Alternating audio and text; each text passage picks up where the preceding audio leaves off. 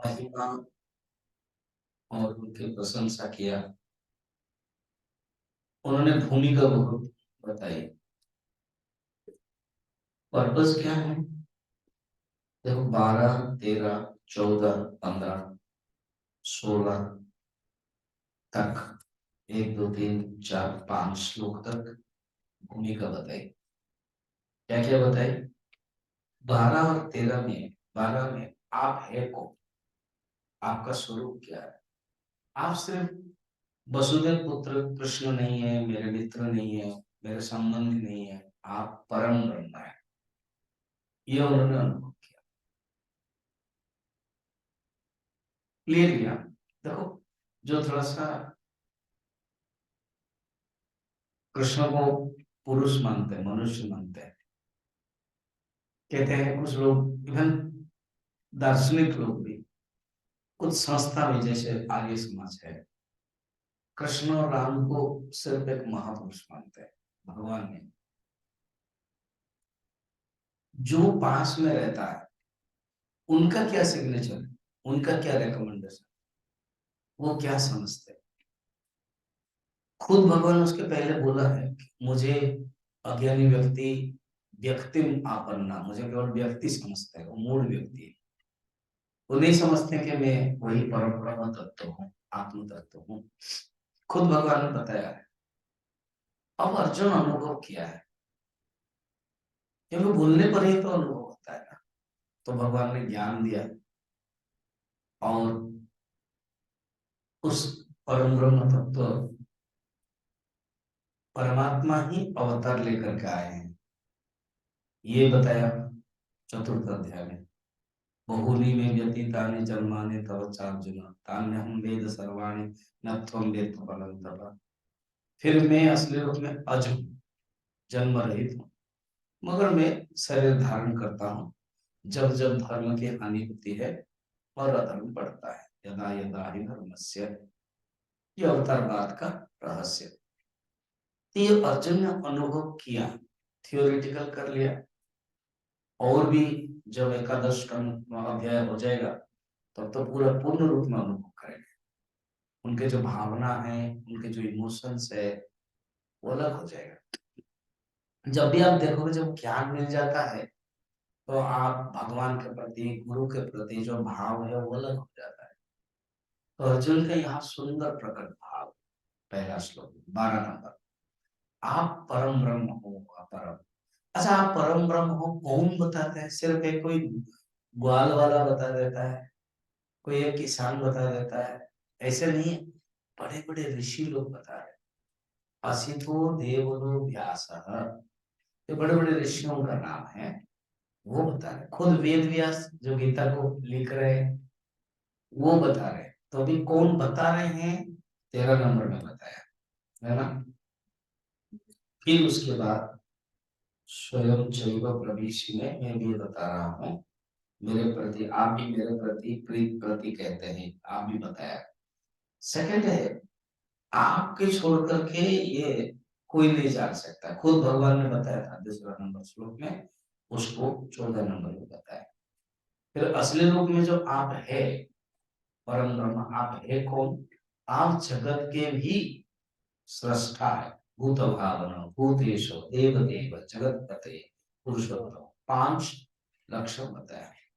अच्छा, कहीं भी जाए तो आपकी विभूति है, इसीलिए मैं आपकी विभूति में स्थिति है, सब दिव्य विभूति है। आप विभूति के बारे में संपूर्ण आप ही बता सकते हैं। इतना तक बताया। भगवान थोड़ा सा ऐसे समझो, ड्रामेटिक स्टाइल में स्माइलिंग किया। अरे मेरे प्यारे अर्जुन, क्या कहना तो क्या चाहता है? जैसे कोई कुछ बोलेगा, तुम क्या कहना चाहते हो तो बताओ, क्या कहना चाहते हो? तो सत्र में बता रहे हैं, बड़ा सुंदर में बता रहे हैं। अर्जुन उवाच कथं विद्यामहं योगिन् त्वां सदा परिचिन्तयन् केषु केषु च भावेषु चिन्त्योऽसि भगवन्मया विस्तरेणात्मनो योगम् विभूतिं च जनार्दन भूयः कथय तृप्तिर्हि शृण्वतो नास्ति मे मृतम्। कथम विद्याम, कैसे मैं जानूं, और कथम सदा परिचिंतन, मैं इस विभूति को कैसे चिंतन करूं। इसका अर्थ है विभूति कुछ कुछ दिखाई देती है और कुछ नहीं दिखाई देती, उसको चिंतन करना। अभी भगवान अनेक विभूति बताएंगे, तो कुछ कुछ विभूति को चिंतन करना है। कुछ कुछ विभूति जो दिखाई देती, जैसे अभी हम आकाश देखते हैं, आकाश भी भगवान की विभूति, तो आकाश दिखाई देती। पृथ्वी भी विभूति दिखाई देती। कुछ जैसे नहीं दिखाई देते, जैसे आत्मा है, खुद भगवान की विभूति भी आत्मा है। सब परमात्मा और आत्मा, तो परमात्मा की विभूति आत्मा रूप में सबके हृदय में ही स्टार्ट नंबर 1 विभूति बताएगी। उसको तो आप देख नहीं सकते, उसको केवल चिंतन कर सकते हैं। इसलिए अर्जुन जानते हैं कुछ ऐसे विभूति है जो आपके विभूति को चिंतन करना है। बस चिंतन करते हुए कनेक्ट करना, चिंतन करते हुए आपके साथ मेरा कनेक्शन रहेगा। Connect the medium is just चिंतन, थॉट, कंटेम्पलेशन। फिर वहां विज्ञान, कैसे मैं आपको जान सकता हूँ। केशु केशु जो भावोसी, कौन से भाव में, अर्थात भाव यहाँ 2 प्रकार है। एक है भावना, इमोशंस, और एक है कौन से पदार्थ में। केशु केशु भावेशु, जैसे आकाश है, अग्नि है, जल है, पृथ्वी है, सागर है, वो सब पदार्थ में मैं कैसे देख सकता हूँ, या तो कौन से भाव में देख सकता हूँ, ये मैं जानना चाहता हूँ। आप मेरे, आपके जो विभूति है वो आप विस्तृत बताइए। मुझे पता है कि विभूति के बारे में जितना भी सुने, विस्तरणात्मक, मैं विस्तार से सुनना चाहता हूँ। भगवान कहेंगे अभी तुमको युद्ध करना है ना विस्तार से सुनना, तो वो सचमुच युद्ध भूल गए। अर्थात युद्ध एक रोल है, युद्ध एक बहुत बड़ी बात नहीं है, ये एक निमित्त, दोष नहीं कहेंगे, निमित्त कार्य। निमित्त कार्य माने एक निमित्त में आया हुआ है युद्ध, तो इसलिए अर्जुन सचमुच भूल गए। तो नित्य कार्य क्या है, एक नित्य कार्य, एक निमित्त कार्य, जिसको नहीं नित्य कर्म नैमित्तिक कर्म कहते हैं। तो अर्जुन भूल गए हैं, वो कहता है मुझे विस्तृत रूप में बताइए, वो असली में मेरा नित्य कर्म है, मुझे जानना चाहिए। और एक बार किसी ने अच्छी तरह से आपके बारे में चिंतन किया, युद्ध उसके लिए बाएं हाथ का खेल, खुद ही बोलेंगे कि अभी करिष्ये वचनम तव। जो सेकंड चैप्टर में अर्जुन कह रहे थे मैं युद्ध नहीं करूंगा, अभी वो खुद कह रहे हैं कि मैं युद्ध करूंगा। आगे बोलते हैं अगर कंप्लीट नहीं हुआ, जब उनको मौका मिलेगा सब सुन लेंगे तो बोलेंगे मैं युद्ध करूंगा 18 दिन। तो इसलिए मैं विस्तृत में सुनना चाहता हूँ, क्यों, वो मेरे लिए इम्पोर्टेंट ज्ञान है। विस्तरेणात्मनो, आत्मन योगम विभूति, आंख में योग भी सुनूंगा और विभूति भी सुनूंगा। देखो जब हम लोग विभूति योग सुनते हैं ना, तो जैसे सब योग है, अर्जुन विषाद योग है, सांख्य योग है, वैसे ही विभूति योग कहते नहीं, योग अलग है और विभूति अलग है। योग क्या है, स्पष्ट यहाँ शब्द है, योगम विभूति। विभूति योग करके जोड़ा नहीं है, एक ही किया नहीं। योगम माने ऐश्वर्य, सामर्थ्य, योगम माने स्वरूप। जैसे मैंने कहा पानी का स्वरूप, मिट्टी का स्वरूप, सोने का स्वरूप, फिर पानी के जो विभूति है वो बुदबुद है, बुलबुल है, बूंदे हैं। मिट्टी का स्वरूप, फिर मिट्टी का जो विभूति है, कुल्हड़ है, कलश है, अलग अलग रूप। विभूति माने अलग रूप में बनना। विभूति, भूति माने बनना, भूतम विशेषण रूपेण भूति, अलग अलग रूप में बनते हैं। तो भगवान तो अलग अलग रूप में, विराट रूप में बने हुए ना, इसीलिए विभूति। विराट स्वरूप को ही विभूति कहते हैं। विराट एक कॉम्प्लेक्स है, एकादश अध्याय विश्व रूप दर्शन, और विभूति में एक एक करके एक एक बूंदे बताए जाते हैं। तो योगम आपके सामर्थ्य, आपका ऐश्वर्य, विभूति जो आपके अलग अलग रूप में बनते हो, वो हम जानना चाहते हैं, आपके मुख से ही जानना चाहते हैं। क्योंकि आपको छोड़कर के और कौन जानता है, कौन बता सकता है। और जितने भी मैं सुनू ना, वो तृप्ति नहीं होती, परितृप्ति, परितोष नहीं होता है। और ये अमृत वाक्य है, आपके जो वाक्य है वो अमृत है। जो जैसे वही गोपी लोग भी कहते हैं, यह अधरामृत है। आपके वाक्य जो है वो हमको आनंद देने वाला है। अधरा, धरा बड़ा सुंदर शब्द, अधरा, धरा माने पृथ्वी। ये पृथ्वी की बातें नहीं है, ये अलग है, पृथ्वी से अलग है। एक जोक सुन लो। किसी ने, जो निर्वाचन होता है, आप अगर मुझे वोट दोगे, हाँ, मैं आपके गांव को स्वर्ग बना दूंगा। तो फिर एक आदमी ने पूछा, फिर हम लोगों को क्या कहा जाएगा?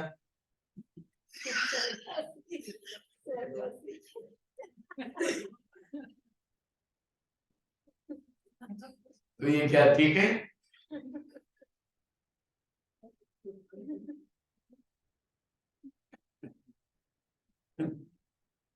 तो ये जो संसार में रहते हुए भी अधरामृतम है, ये अमृत है, मृत नहीं है, ये अमृत है।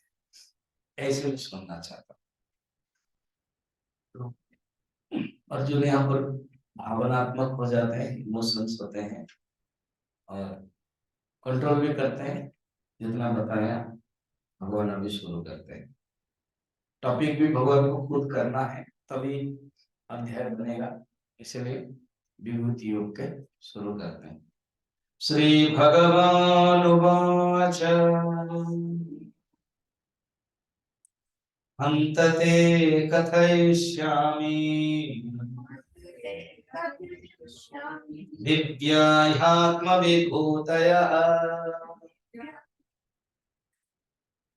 प्राधान्यत कुरु श्रेष्ठ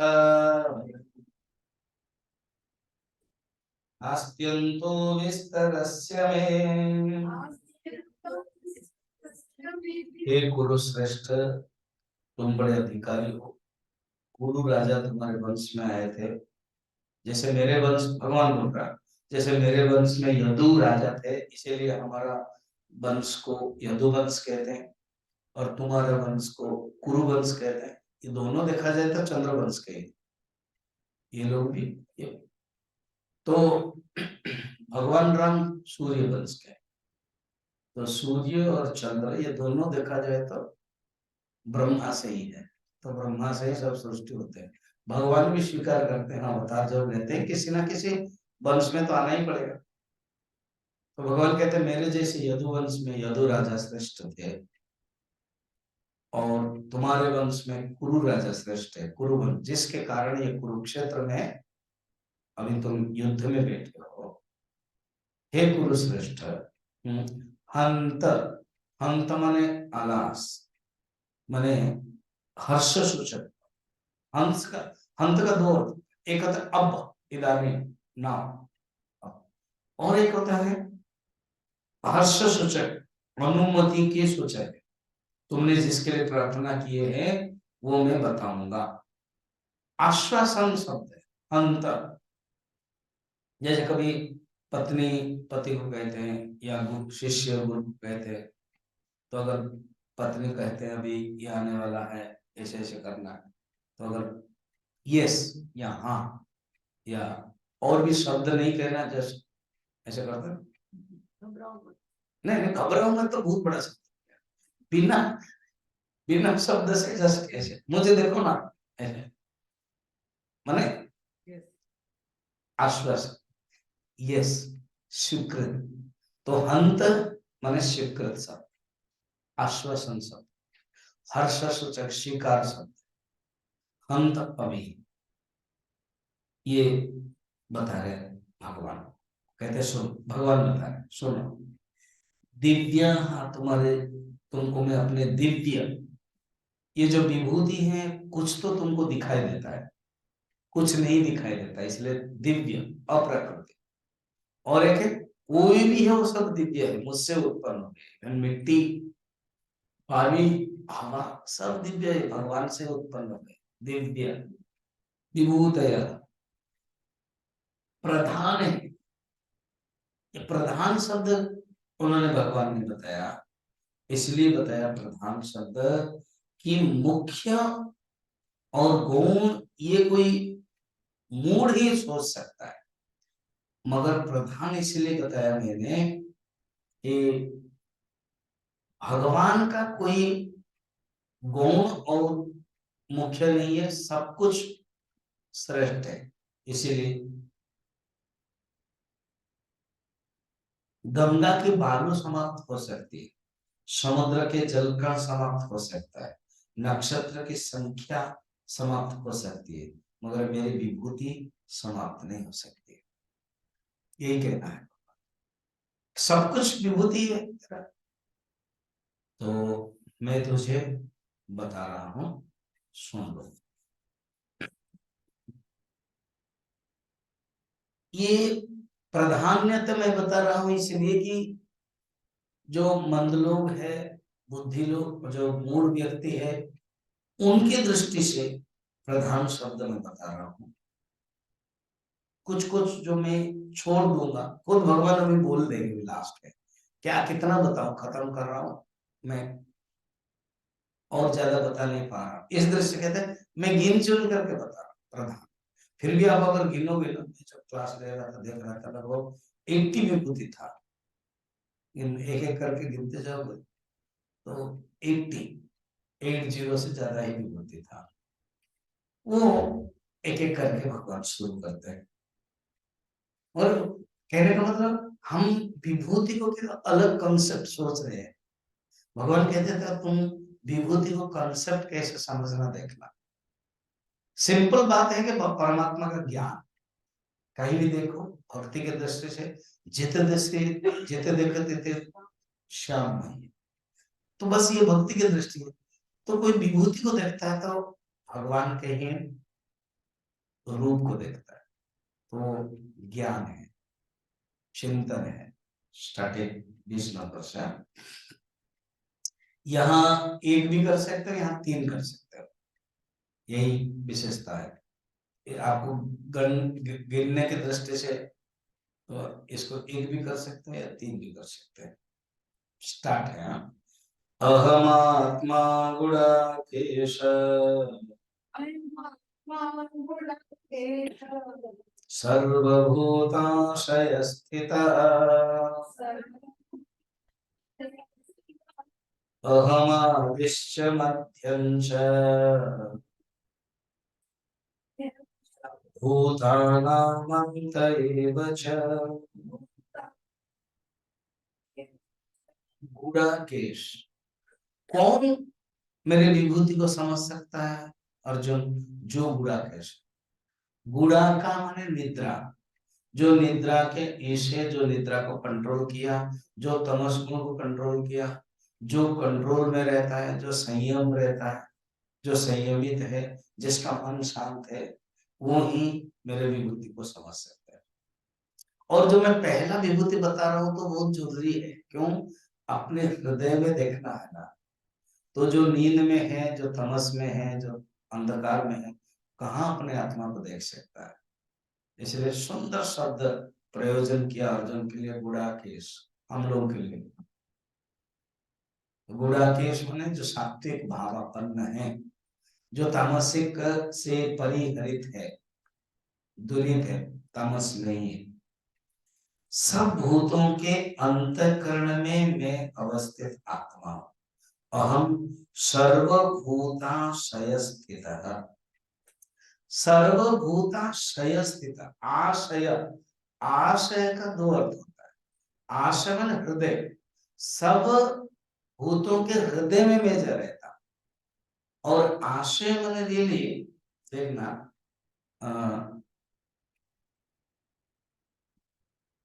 आशे वेते अस्मिन् विद्या कर्म पूर्व प्रज्ञा इति आशयः। जिसमें विद्या कर्म जनित पूर्व प्रज्ञा आहित रहती है, उसको आशय कहते हैं। आशय, शय माने रियली सोना, रहना। तो जिसमें हमारे ज्ञान, हमारे संस्कार, हमारी वासना रहते हैं, उसको हृदय कहते हैं, उसको आशय कहते हैं। सर्वशय आशय।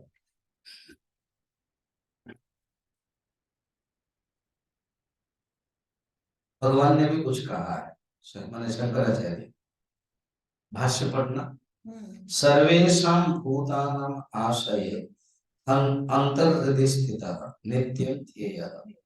अर्थात सब भूतों के आशय माने अंतर्हृदय, हृदय, और आशय माने क्या है, जिसमें सब लोग रहते हैं। कौन रहते हैं? सब विद्या कर्म आदि रहते, वो अंतःकरण में अवस्थित हो। अच्छा, अर्थात मैं आत्मा, और वो ये एक हो गया नंबर वन। नंबर 2, 3, 4 इसमें क्या, मैं ही, हाँ, आत्मा जब हूं, सभी भूतों का आदि भी, मध्य भी, अंत भी। आदि अहम आदिश्च मध्य च भूतानां अंत एव च। मैं प्रत्येक सब भूतों की उत्पत्ति स्थिति प्रलय में ही, अर्थात सब मैं ही हूं, ये कहने का मतलब चारों तरफ आत्मा ही है।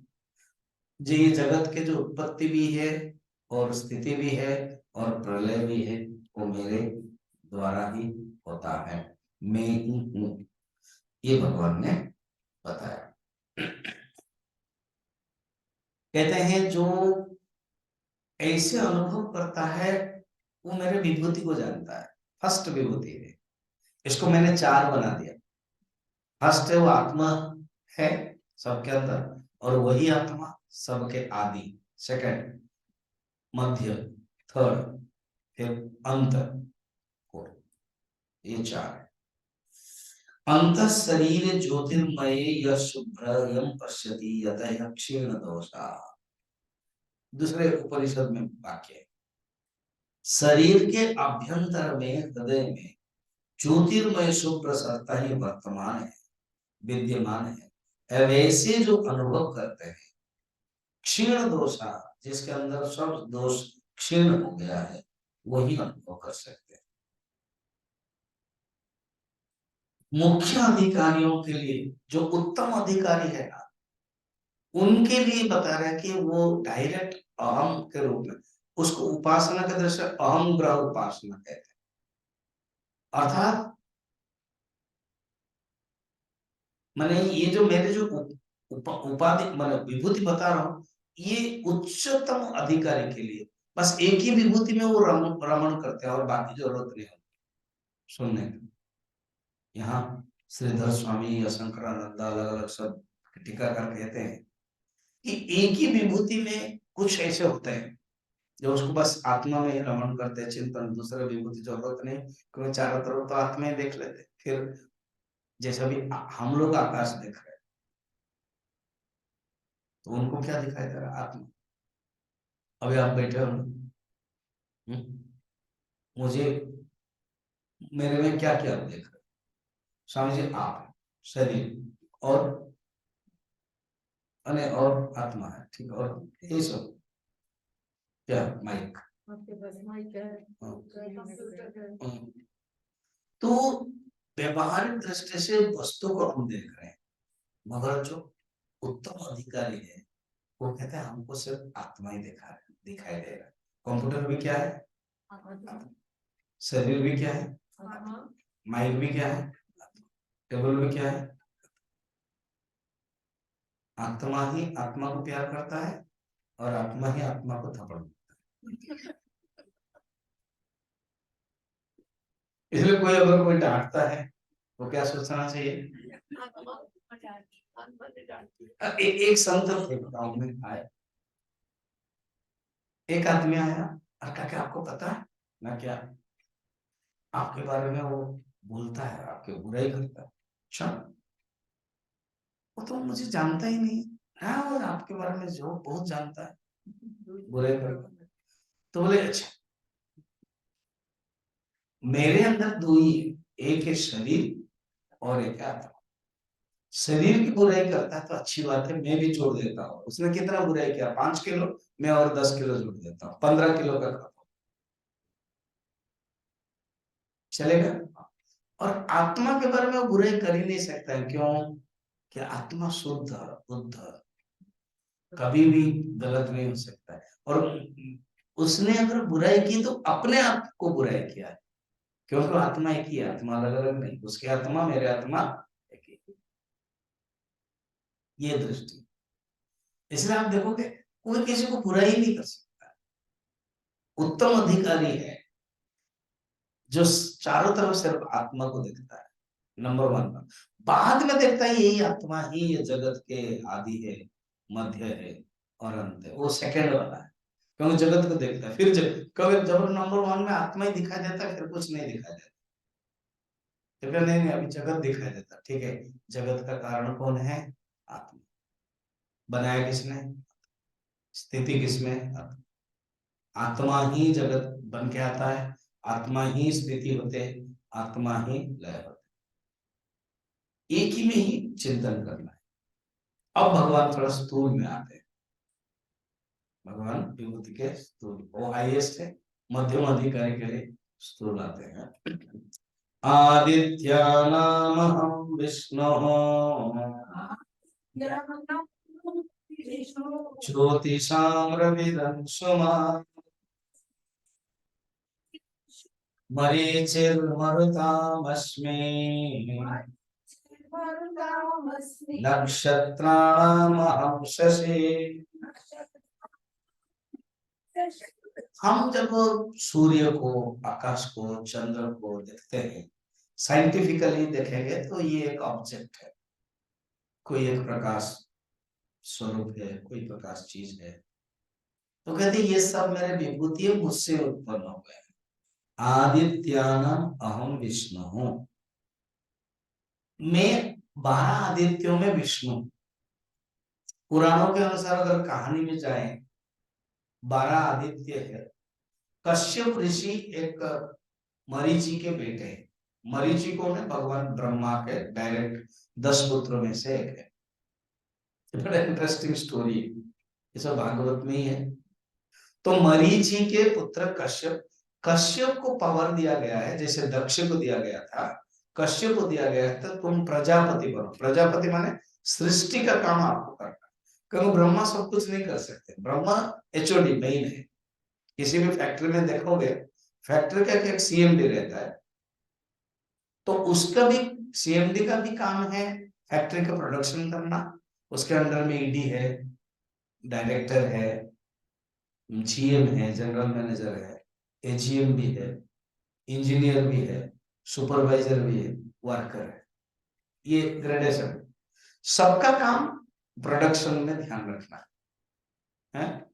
तो ब्रह्मा सारा जगत को प्रोडक्शन करते हैं, फिर ब्रह्मा क्या करते हैं? डिप्यूट कर देते हैं।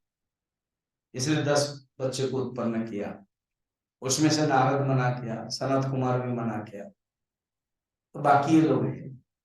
उसमें से ही बड़े प्रसिद्ध हो गए मरीचि के पुत्र कश्यप। कश्यप कहकर ठीक है हम सृष्टि करवाते हैं। उनके 13 पत्नियां हैं। दक्ष प्रजापति के 60 कन्याएं थी, उसमें से 13 कन्या इनके विवाह हुआ था। सतीश कन्या चंद्र के साथ विवाह हुआ था, तो ऐसे सब अलग अलग 60 थे। उसमें ये 13 पत्नी में से दीति है, अदिति है, तो दीति से दैत्य बने जो हिरण्याक्ष हिरण्यकशिपु बने, अदिति से आदित्य बने जो भगवान वामन भी बने, तो सूर्य भी कश्यप के ही पुत्र है। तो कहते ये जो आदित्य है, इसलिए सूर्य का नाम आदित्य, 12 नाम में से एक आदित्य, तो 12 आदित्य है। उसमें अंश, धाता, भग, त्वष्टा, मित्र, वरुण, अर्यम, विवस्वान, सविता, पूषा, अंशुमान, विष्णु, हो गया 12। इन 12 में से मैं विष्णु मन यहाँ पर वामन भगवान के बारे में बता रहे हैं। क्यों भगवान ये आदित्य में मैं वामन भगवान, विष्णु मन यहाँ पर वामन भगवान है। ज्योतिषाम रविरंश, क्लियर हो गया। आदित्यानाम अहम विष्णु हूँ, जितने भी आदित्य है 12 आदित्य में मैं विष्णु हूँ, मैं वामन भगवान।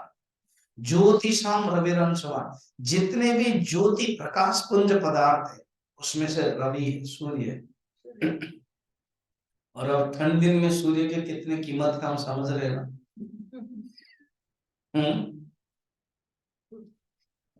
अगर बाल फाल धोए स्पेशली लेडीज लोग का, तब तो इच्छा होगी सूर्य के पास बैठने की, धूप में बैठने के लिए। अब सूर्य कभी कभी हमारे पटियाला में सूरज जब नहीं आते हैं जनवरी में 8 दिन 10 दिन 15 दिन, बड़ा मुश्किल होता है। तो सूरज सूरज की जो कीमत है वो हम लोग समझते हैं, है या नहीं। प्रकाशवान, बहुत प्रकाशवान पदार्थ है। नक्षत्र भी है, चंद्र तो सूर्य से ही रहता है, विज्ञान जैसे कहता है। मैं अभी वो कुरुक्षेत्र गया था, वो कल्पना चावला का, वहां पर वो सूर्य चंद्र ग्रह नक्षत्र बड़ा सुंदर सब समझा रहे थे, बता रहे थे।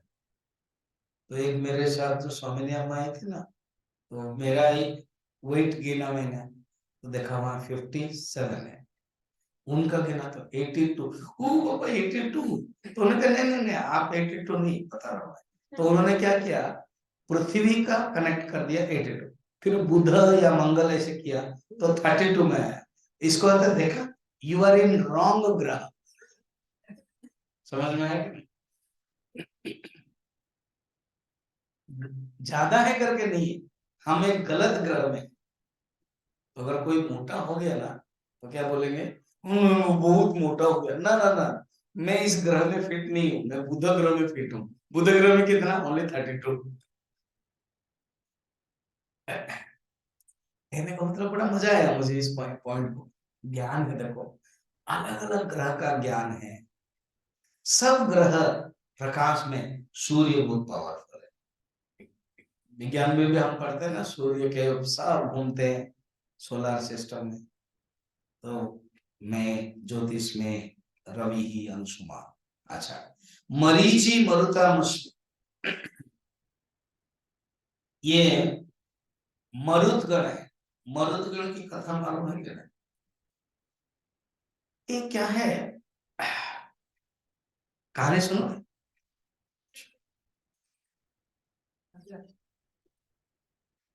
ये दीति देखने लगी कि बहुत पावरफुल हो जाते हैं अदिति के पुत्र, और मेरे पुत्र पावरफुल नहीं होते। क्यों? क्योंकि अदिति बहुत पूजा करते हैं। तो दीति गई, कश्यप तो सबके लिए समान है, पत्नी के लिए, ताकि मैं एक पावरफुल पुत्र उत्पन्न करना चाहती हूँ, उन सब व्रत करना चाहती हूँ। ठीक है करो, तो उसने कर लिया। इंद्र को पता चला कि दीति जो मेरे क्या बोलेंगे स्टेप मदर, माँ कर सौतेली माँ, तो कर रहे हैं, ऐसा अंदर जाना है घुसना है। तो कश्यप ने कहा था देखो ये नियम है, तुमको 1 साल तक करना है। रोज रात में पैर धो करके सोना है, कहीं नाखून में कहीं सूखा नहीं रहना चाहिए। उसमें जीवात्मा घुस जाते हैं, उसमें भूतात्मा घुस जाते हैं। तुमको ये करना है, तुमको मंत्र के समय नींद नहीं लानी है, ऐसे करके रूल बताया। अब इंद्र ढूंढ रहा है, कहीं कुछ गलती है तो मैं घुस जाऊं और उस माँ के जो गर्भ में लड़का है उसको मैं मारूं। तो एक दिन क्या हुआ, थोड़ा सा ठंड हो गई, पैर धोते समय अच्छे से धोए नहीं, नाखून उंगली जो है सूखी रह गई, बस मौका मिल गया, इंद्र घुस गए। इंद्र जब घुसे तो देखा कि एक लड़का है। इंद्र ने क्या किया, 7 टुकड़े कर दिए। जब 7 टुकड़े किया तो 7 जीवित हो गए, और 7 जीवित होकर के चलने लगे। इंद्र डरने लगे, अरे मैं तो मारने के लिए आया था, ये बल्कि मैंने क्या एक के बदले में 7 किया, मेरा एक शत्रु था, अभी 7 शत्रु हो गए। उसने फिर एक एक शत्रु को फिर खंड किया, 7 कितने हुए, 49। 49 होके जीवित होकर रोने लगे। तो रोने लगे तो वो इंद्र अंदर बोलते हैं मारुत। रुत माने, रुत माने रोना, रोना मत, रोना मत, रोना मत। तो मारुत, ये 49 मारुत हो गए। अब ये 49 पुत्र उत्पन्न हो गए। दीति आश्चर्य होने लगी, ये सब क्या हुआ। इंद्र मान गए, मेरी गलती हुई, मैं अंदर गया था मारने के लिए, मगर मैं भी आपके गर्भ में आ गया था, इसलिए मैं आपका भी बेटा बन गया, और ये लोग भी आए तो ये मेरे भाई है। तो मैं क्या करता हूँ, पावरफुल है ना इंद्र, तो मैं क्या करता हूँ, इनको मैं दैत्य वंश में नहीं रखूंगा, इनको मैं हमारा गवर्नमेंट में ले लूंगा, MP कर लूंगा, और इनको मैं पावर दे दूंगा। तो मरुद गण को पावर स्पेशल, हालांकि दीति के गर्भ है, स्पेशल पावर दे दिया। उसमें से एक मरुद का नाम है मरीच, समझ में आया? ये मरीच जो ब्रह्मा के जो पुत्र मरीचि ऋषि है वो नहीं है, ये अलग नाम है, नाम सेम है मगर ये 49 मरुद से ये मरीचि। ठीक है। नक्षत्राणाम अहम शशि, अनेक नक्षत्र है, उन नक्षत्रों से मैं शशि। नक्षत्र माने जो शोभा की अधिकता है, क्योंकि शशि के अंदर जो चंद्रमा है वो बहुत सुंदर भी है और शोभा भी है, और चंद्रमा समुद्र से उत्पन्न हुआ है, लक्ष्मी के भाई भी है, इसलिए हम लोग चंदा मामा कहते हैं ना। अब जब चंद्रयान 3 गया और राखी पूर्णिमा के आसपास गया तो कहते हैं ना राखी बांधने के लिए, तो ये है वो, ये प्यार माने पृथ्वी माँ भेजी है चंद्रयान, उस समय बड़ा सुंदर चल रहा था, सब वायरल हो रहा था। तो ये है चंद्र मामा, चंदा मामा के साथ हमारा कनेक्शन है, ये बताया। अर्थ क्या है, जितने भी हम पदार्थ को देखते हैं उसको डिवाइन दृष्टि रखना है कि ये सब भगवान से उत्पन्न हुए। 22 नंबर, दृष्टि कैसे रखना है अलग अलग करके। वेदानां साम वेदोस्मि, देवानामस्मि वासवः, इंद्रियाणां मनश्चास्मि, भूतानामस्मि चेतना। वेदानां साम वेदोस्मि, 4 वेद है, ऋग्वेद, यजुर्वेद, अथर्ववेद, सामवेद।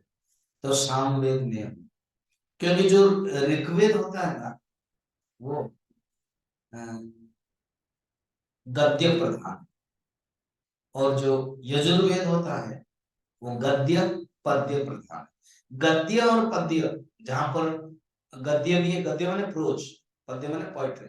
गद्य पद्य प्रोज एंड पोइट्री है, उसके टेक्निकल शब्द बोलते हैं, आपको पता नहीं होगा, जो काव्य पढ़ेंगे चंपू बोलते हैं उसको, चंपू सुना है तुमने? तो चंपू, यजुर्वेद में चंपू है, गद्य पद्य प्रधान है, और ऋग्वेद में क्या प्रधान है, पद्य प्रधान, पोइट्री। और सामवेद में गान प्रधान है, गायन, इसलिए शंकराचार्य भाष्य में कहते हैं सामवेद मध्ये, वेदानां मध्ये सामवेदः गीति प्रधानत्वात्, गायन, गायनत्वात्, गीति प्रधान के कारण। ठीक। अच्छा, ये जो साम वेद है, ये उसके 4 वेद से हमारे शंकराचार्य ने 4 उपनिषद से 4 महावाक्य लिया है। अभी मैं पूछने वाला हूँ, फिर भी एक बार याद करते हैं। कहाँ से शुरू करो? ऋग्वेद। ऋग्वेद के एक उपनिषद है, क्या भूल गए? हाँ, ऐत्रेय उपनिषद है, और इस महावाक्य का नाम है प्रज्ञानम ब्रह्म। ठीक है। और इस वाक्य को क्या कहते हैं? लक्षण वाक्य। प्रज्ञानम ब्रह्म, ब्रह्म के लक्षण बता रहे हैं इसमें, प्रज्ञानम ब्रह्म। इसके जो शंकराचार्य ने अपने जो शिष्य है वो पद्मपादाचार्य को दिया, और गोवर्धन मठ जो जगन्नाथपुरी है वहां पर संभव होगा, अगर हमारे पास टाइम मिलेगा, कैंप जो मैं लेके जा रहा हूँ शंकराचार्य मठ को घुमाने के लिए। हाँ?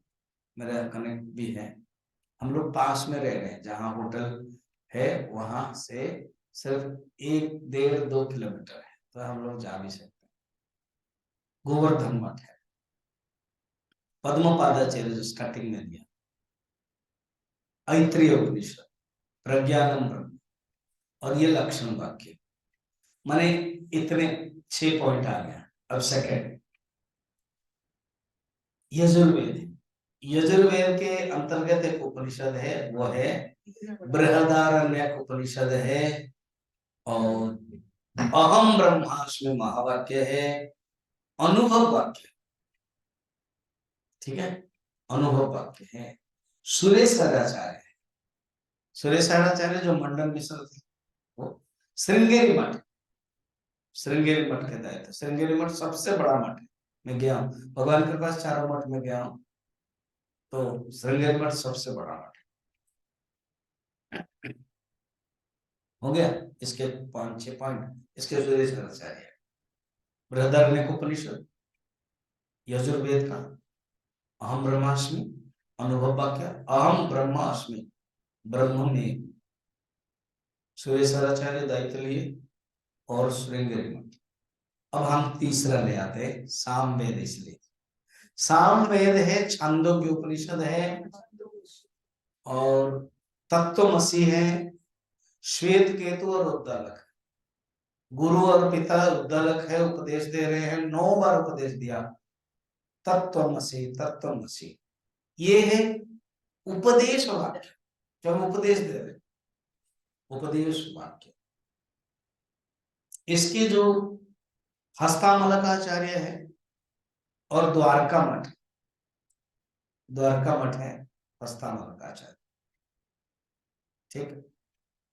कुछ साल पहले ना, वो जो उत्तरकाशी में ऋषिकेश में जो साधु संत का एक पारायण का टीम बना हुआ है, हमारे विभूति में भी आ चुके हैं, केरल में भी गए हैं, बहुत जगह। तो एक बार द्वारका में किया था, तो मैं भी गया था। उसमें द्वारका में नियम था ब्रह्मसूत्र के ऊपर ही टॉप देना। लकीली मुझे भी मिला चांस, मैंने भी दिया। हम लोग आश्रम में रह रहे थे, द्वारका जो मठ है उसी के अंदर है ऐसे। तो द्वारका हो गया। लास्ट है अथर्ववेद।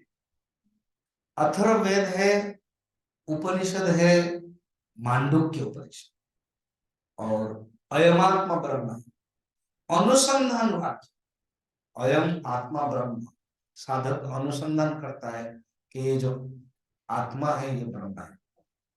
और त्रोटकाचार्य है, ज्योतिर्मठ, जो बद्रीनाथ जाते हैं ना, वो ज्योतिर्मठ है। तो साम वेद के लिए इतना भगवान ने विभूति कहा। चारों वेदों से मैं साम वेद, क्योंकि वहां गाना है, गायन है।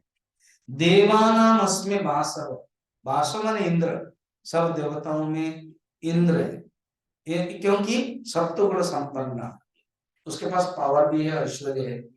इंद्रियाणाम मनस्सास्मि, इंद्रियों का मैं मन हूं, और भूतानाम अस्मि चेतना, भूतों में मैं चेतना हूं। चेतना माने यहाँ इंटेलिजेंस, कॉन्शियसनेस नहीं, इंटेलिजेंस है, चेतना। कार्य कारण के संघात रूप जो अभिव्यक्ति बुद्धि वृत्ति है वो चेतना है। बुद्धि वृत्ति, बुद्धि की जो वृत्ति रूप चेतना। ठीक, और दो श्लोक है।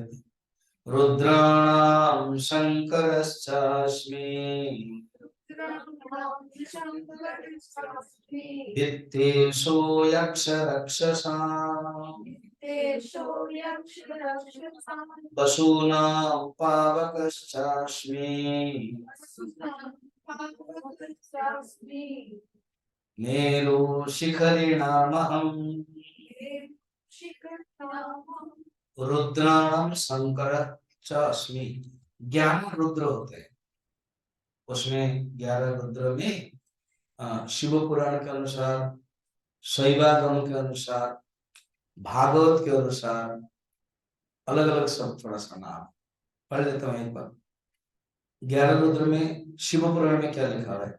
शंभु विरूपाक्ष विलोहितो शास्ता अजापद अहिर्भुतो चंड भव कपाल भीम पिंगला, ये 11 है। शैवागम के अनुसार शंभु पिनाकी गिरीश स्थाणु गर्ग सदाशिव शिव हर सर्व कपाली और भव। भागवत के अनुसार मन्यु मनो महिनस महान शिव कृतध्वज उग्ररेता भव काल वामदेव कृतव्रत। कहते हैं ये सब 11 रुद्र में मैं शंकर हूं। ठीक है। वित्तेषु यक्ष रक्षसा, यक्ष एक असुर होते हैं, उनका काम क्या है कि जो यक्ष होते हैं वो एक पावरफुल होते हैं जो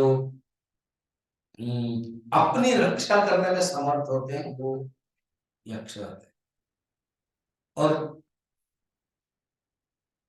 उनका कोई देख नहीं सकता है, दूसरे उनका मुंह नहीं देख सकते हैं, वो अदृश्य में रहते हैं। इसलिए कभी कभी आप कहानी में देखते ना, वो यक्ष आया वर दे दिया, पिशाच आया वर दे दिया। तुलसीदास जी का वो सोच जब जाते थे वो पानी दे देते थे ऊपर एक पेड़ के नीचे, तो वो यक्ष पिशाच है उसको मिलता था। एक दिन भूल गए, उनके पानी कम था तो वो प्रकट हो गया, कहा कि आपसे मैं बहुत संतुष्ट हूँ, आप रोज पानी देते, आज क्या हो गया? अरे हमको पता नहीं था पानी कम था। ठीक है, जब आ गया हूँ मैं, प्रकट हो गया, वर मांगिए। देखो उनके पास पावर रहता है ना,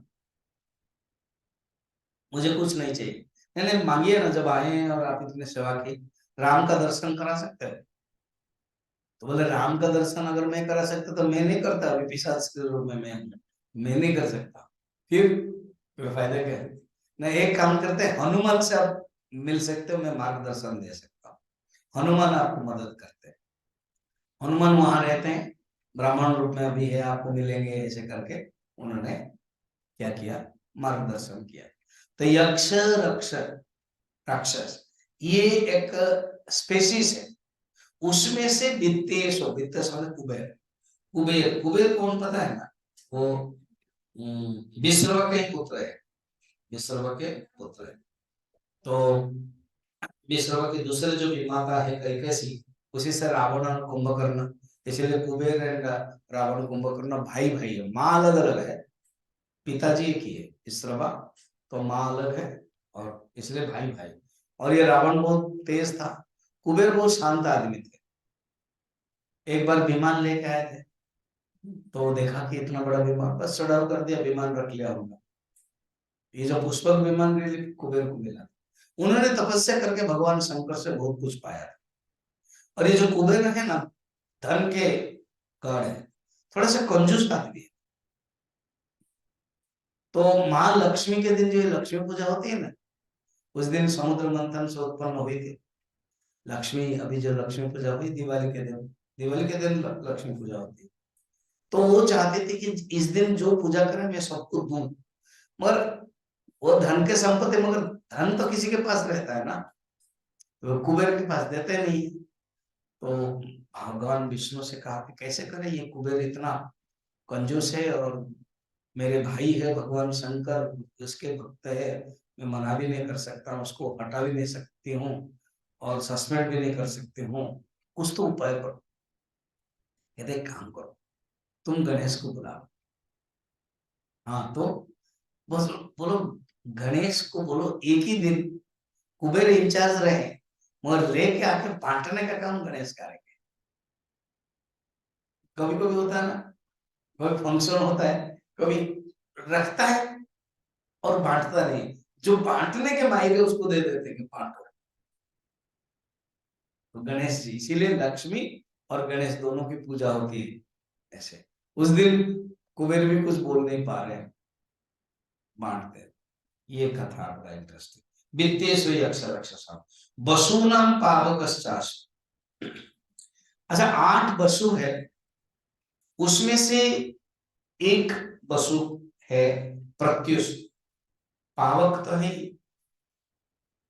आप, ध्रुव, सोम, धर, अनिल, पावक, प्रत्युष, प्रभास, এটা 8 वसु। उसमें से जो पावक श्रेष्ठ है, मगर प्रत्यु एक कहानी है, पता है? वशिष्ठ के ऋषि के पास गए ये 8 वसु। वसु क्या होता है? जो एक माने वन ऑफ द देवता है, उनके पास भी पावर होता है।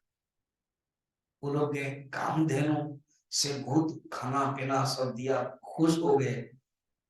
सबके मन में आया चोरी करें, और रात में जानबूझ के गए, सो दैट रात में रुकेंगे, लंच में नहीं गए, डिनर में गए।